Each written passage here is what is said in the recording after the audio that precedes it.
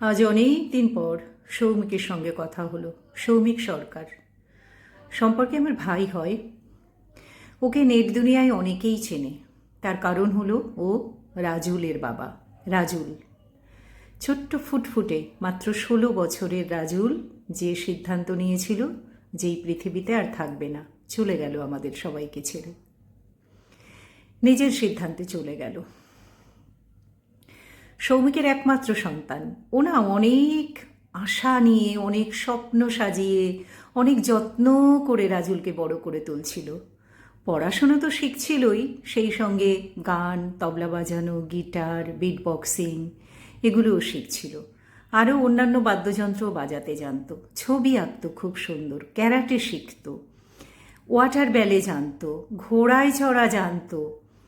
তারপর সবচাইতে যেটা আমার ভালো লাগতো ওর আর কি, ও মাটি দিয়ে মূর্তি গড়তে পারতো, মানে স্ট্যাচু গড়তো আর কি। আর মাটি যেন ওর হাতে পুরো প্রাণ পেয়ে যেত।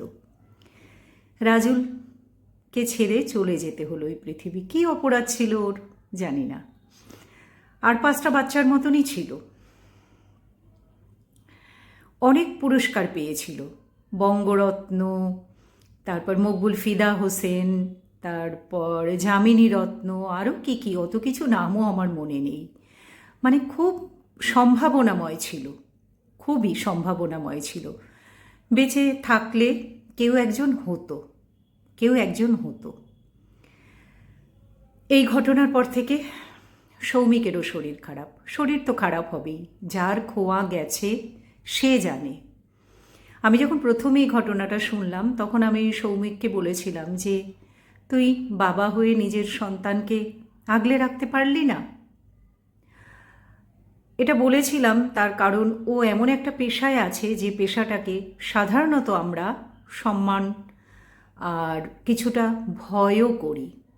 তবুও তার ছেলের সঙ্গে এইরকম একটা ঘটনা মানে ঘটল।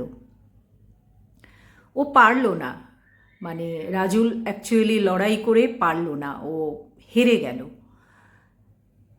আমরা না ভাবি র্যাগিং বা বুলি যে হয় আমরা জানি, কিন্তু আমরা ভাবি সেটা বোঝে শুধু ওই ইঞ্জিনিয়ারিং কলেজ বা মেডিকেল কলেজগুলোতে হয়।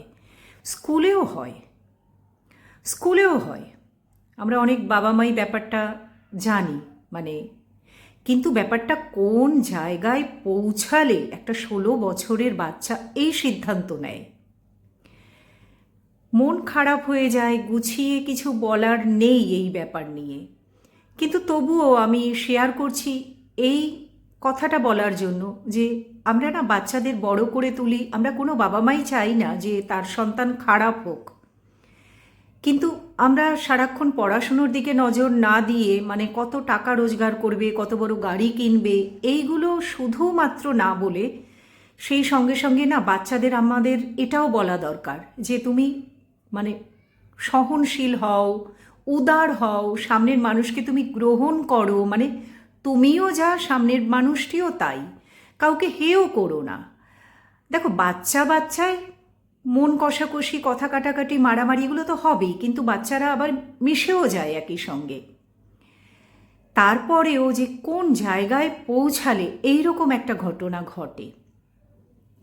আমার এই কথাগুলো তোমাদের সঙ্গে শেয়ার করার একটাই উদ্দেশ্য যে আমরা যেন বাচ্চাদের এটুকু শেখাই যে উদার হও, সহানুভূতিশীল হও, সহ্য করতে শেখো, অপরকে আঘাত করো না। তুমিও যেমন আমার আদরের, তোমার বন্ধুটিও তার বাবা মায়ের কাছে ঠিক ততটাই আদরের। আঘাত করো না কাউকে, এইগুলো যেন আমরা শেখাই। জানি না কি মানে এর শেষ কোথায়, কিন্তু খারাপ লাগে, ভীষণ খারাপ লাগে।